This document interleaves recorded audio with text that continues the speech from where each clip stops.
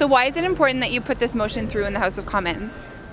Well, I've introduced a private member's motion on financial literacy, and this really falls up on the report that was done by the Task Force on Financial Literacy.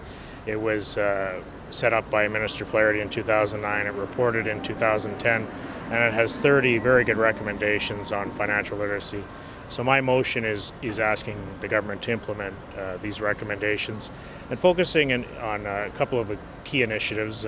One is having November as Financial Literacy Month, which it is almost in effect right now. Also encouraging the provinces and schools across the country to really implement it in the schools and start at an early age, because university age is frankly too late almost to start.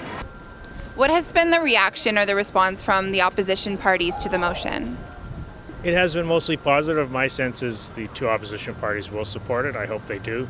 We'll have another hour of debate in January, and then we'll have a vote at that time. But they were mostly positive in their comments in the debate this week, and we'll see what happens.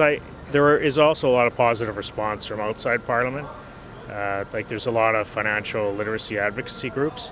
Why may it be especially important for groups like Aboriginal youth who may be from a lower income to learn these skills at a young age? Well, it's especially important for people, budgeting is much more difficult, obviously, for people who are lower income. So it's even more important that they gain these skills and this information, the knowledge to better prepare themselves.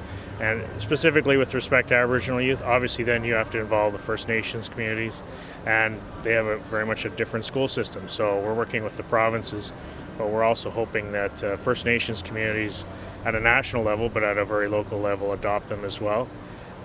Although it is interesting because sometimes people who grow up with money, in fact, find it harder to budget because they don't know the value of it. But it is especially important for people who are in lower incomes, because often these are the ones, if they just made some better decisions, the dollars that they do have could last that much farther. Thanks so much for your time this afternoon. Very well.